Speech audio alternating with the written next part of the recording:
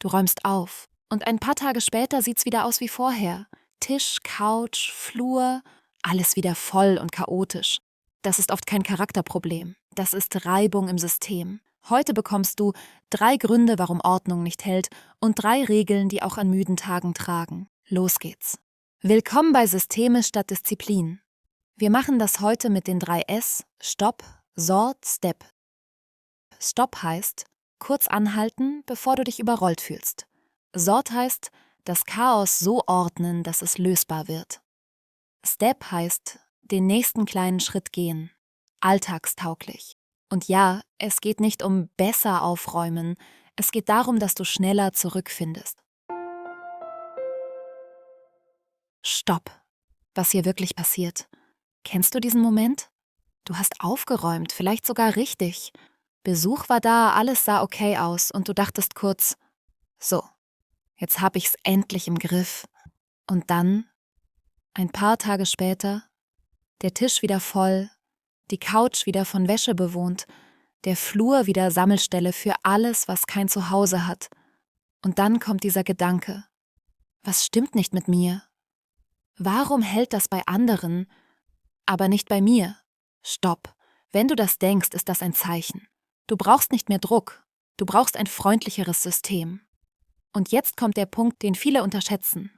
Ordnung, die nur an guten Tagen klappt, ist keine Entlastung. Sie ist eine Zusatzaufgabe. Gleich zeige ich dir das ganz konkret an einer Miniszene. Tasche, Briefe, Jacke, ohne dass es wieder irgendwo landet. Heute bauen wir das um. Nicht perfekt, aber tragfähig. Sort: 3 Gründe, warum Ordnung kippt. Wir sortieren das Problem jetzt so, dass es lösbar wird. Grund 1. Anlassordnung. Ordnung nur für Besuch. Viele kennen diese Art von Ordnung, die Anlassordnung. Schwiegereltern kommen oder jemand soll kurz rein. Oder man hält die Scham nicht mehr aus. Und plötzlich passiert etwas Erstaunliches. Auf einmal ist Energie da. Plötzlich räumst du in Rekordzeit auf, aber diese Ordnung fühlt sich oft nicht stabil an. Sie ist eher wie ein Kartenhaus. Warum? Weil sie nicht aus deinem Alltag entsteht, sondern gegen deinen Alltag. Sie ist nicht gebaut für Montag bis Freitag, sie ist gebaut für einen Moment. Und sobald der Alltag wieder einsetzt, Kinder, Arbeit, Müdigkeit, Gedanken, Leben, fällt das Kartenhaus oft wieder in sich zusammen. Nicht, weil du unfähig bist, sondern weil es kein Alltagssystem war. Merksatz: Wenn Ordnung nur für einen Moment gebaut ist, fällt sie beim Alltagstest durch. Grund 2. Ordnung braucht Mini-Energie, ständig. Kurz erklärt, Ordnung ist kein einmaliger Kraftakt. Ordnung braucht ständig Mini-Energie. Jede Ordnung lebt davon, dass du immer wieder entscheidest, wohin kommt das? Jetzt oder später? Stehe ich dafür nochmal auf? Habe ich gerade noch Kraft? Und wenn dein Alltag dich schon auslastet, wenn dein Kopf voll ist, wenn du abends nur noch funktionierst, dann bleibt für diese Mini-Entscheidungen oft nicht mehr viel übrig. Dann entsteht Chaos. Nicht aus Schlampigkeit, sondern weil Energie fehlt.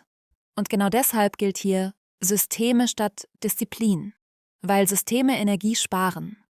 Merksatz: Es scheitert nicht am Wollen, sondern an den Mini-Entscheidungen. Grund 3. 3 Systemlücken, die Ordnung sofort wieder kippen lassen. Wenn Ordnung nicht bleibt, liegt das oft an mindestens einer dieser Lücken. Erstens: zu viele Dinge für den Platz. Wenn Schränke voll sind und Flächen ständig belegt werden, wird es sehr schwer, dass Ordnung wirklich hält. Das ist wie noch ein Buch ins Regal drücken, obwohl kein Platz mehr ist. Zweitens: kein erlaubter Zwischenplatz. Viele Systeme verlangen, entscheide sofort, jetzt, richtig. Aber echtes Leben sagt, ich kann gerade nicht. Wenn es keinen erlaubten Zwischenplatz gibt, landet es auf dem Tisch, auf der Couch, im Flur. Also genau dort, wo es dich später wieder stresst. Drittens: zu viele Schritte pro Handlung. Wenn Weglegen jedes Mal ein kleines Projekt ist, machst du es nicht. Nicht, weil du faul bist, sondern weil dein System zu viel Reibung hat. Sort: kurzer Perspektivwechsel. Das ist mir wichtig. Ordnung ist kein Charaktermerkmal. Sie sagt nichts über deinen Wert, nichts darüber, ob du dein Leben im Griff hast. Wenn Ordnung bei dir nicht hält, ist das keine Diagnose, sondern oft ein Hinweis. Dein Alltag braucht freundlichere Strukturen, nicht mehr Druck. Step: 3 Regeln, die Ordnung tragfähig machen.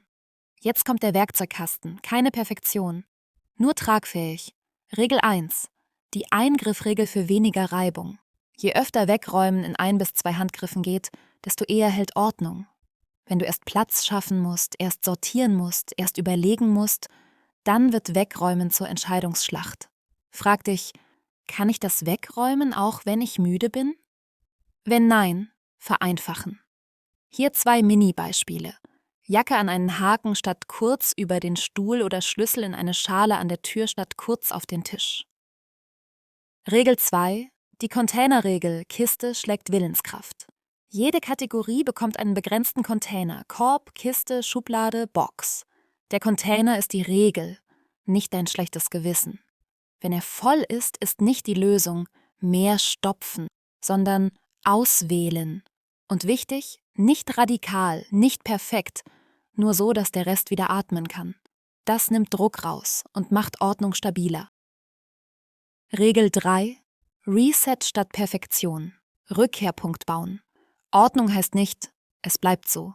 Ordnung heißt, ich finde schneller zurück. 2 Minuten Reset sind oft alltagstauglicher als ein Aufräummarathon, der dich ausnockt. Reset heißt, mach eine Fläche frei, ein Hotspot beruhigt und Schluss. Nicht perfekt, aber tragfähig.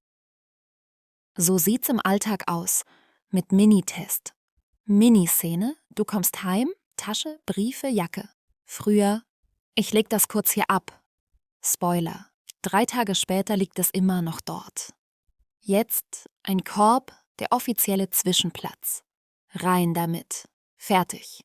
Wirkzeichen, es funktioniert, wenn du merkst, dass du nicht mehr denkst, morgen räum ich's weg, sondern du räumst es nebenbei zurück, ohne inneres Verhandeln.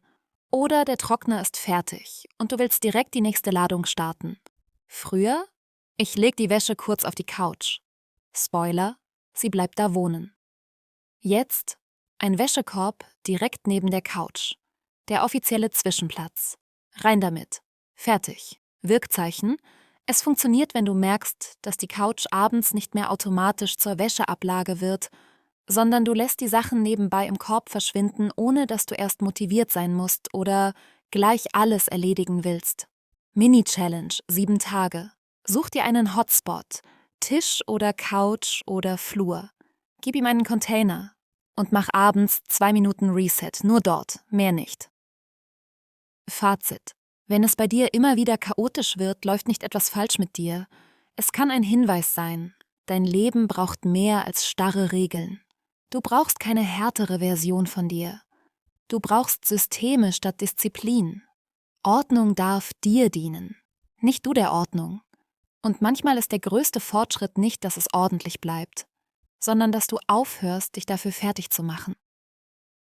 Wenn du magst, schreib mir in die Kommentare, was kippt bei dir zuerst? A. Tisch, B. Couch, C. Flur, D. Papierkram. Und wenn du heute nur eine Sache machst, 2 Minuten, eine Fläche, Schluss. Du bist nicht allein damit und du darfst es dir leichter machen. Wenn du magst, wirf auch einen Blick in die Videobeschreibung. Dort habe ich ein paar Bücher und Hörbücher verlinkt, die gute Impulse geben können. Und wenn du mich unterstützen möchtest, ich freue mich über ein Like und über ein Abo, wenn du bei Systeme statt Disziplin weiter dabei sein willst.